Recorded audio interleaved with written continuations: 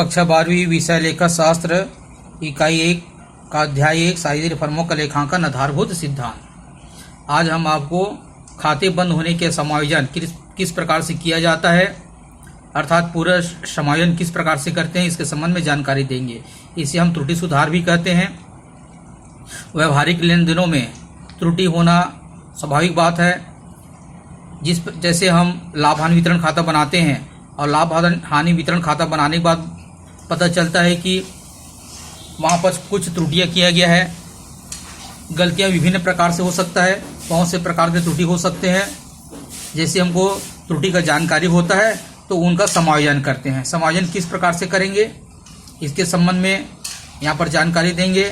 साथ ही समायोजन के कारण क्या क्या हो सकते हैं, क्या क्या त्रुटि हो सकती है, यहाँ पर कुछ त्रुटि के संबंध में मैं यहाँ पर बता रहा हूँ। जैसे साझेदारी को संलेख के अनुसार पूंजी पर ब्याज देना था परंतु नहीं दिया गया, या नहीं देना था और दे दिया गया है।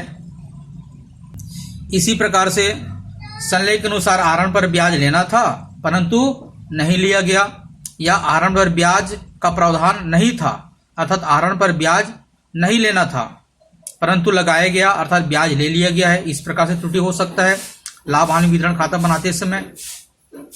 इसी प्रकार पूंजी पर कम ब्याज देना था, अधिक दे दिया गया, या अधिक ब्याज देना था परंतु कम ब्याज दे दिया गया। इस प्रकार से भी त्रुटि हो सकता है।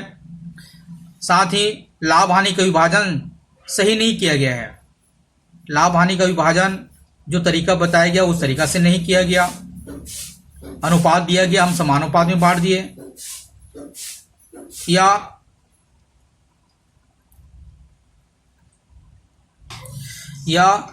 संलेख के अनुसार हमने लाभ हानि का विभाजन नहीं किए हैं। इस प्रकार से त्रुटियां हो जाती है। इसी प्रकार से वेतन कमीशन आदि नहीं देना था परंतु दे दिया गया, या फिर वेतन कमीशन आदि देना था नहीं दिया गया। इस प्रकार से भी त्रुटियां हो सकती है। किसी प्रकार के लेखा छूट जाता है, और जैसे ऋण पर ब्याज 6% देना था नहीं दिया गया। इस प्रकार से विभिन्न प्रकार के त्रुटियां हो जाती है, और इस त्रुटि को सुधार करने के लिए हम समायोजन प्रविष्टि करते हैं। तो सबसे पहले आपको एक समायोजन तालिका बनाना है।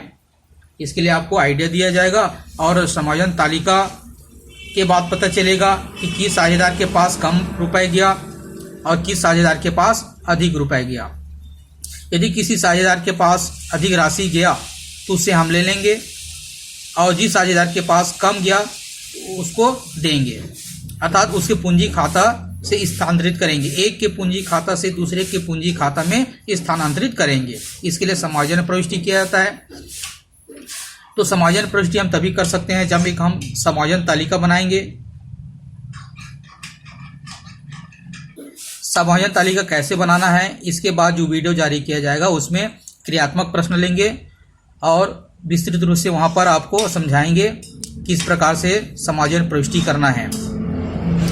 समायोजन प्रविष्टि करने के लिए यहाँ पर महत्वपूर्ण उपाय है त्रुटि को दूर करने के उपाय। समायोजन के बाद जिस साझेदार को राशि प्राप्त होगी उसके खाते को क्रेडिट किया जाएगा। इस बात पर विशेष ध्यान देना, इसे याद करके रखना है। समायोजन के बाद जिस साझेदार को राशि प्राप्त होगी उसके खाते को क्रेडिट किया जाएगा, एवं जिस साझेदार से राशि लेना है, अर्थात जिस साझेदार से हम राशि लेंगे उसके खाते को डेबिट किया जाएगा। नकल बही में लेखा करने संबंधी नियम है। पाने वाले को डेबिट करो और देने वाले को क्रेडिट करो।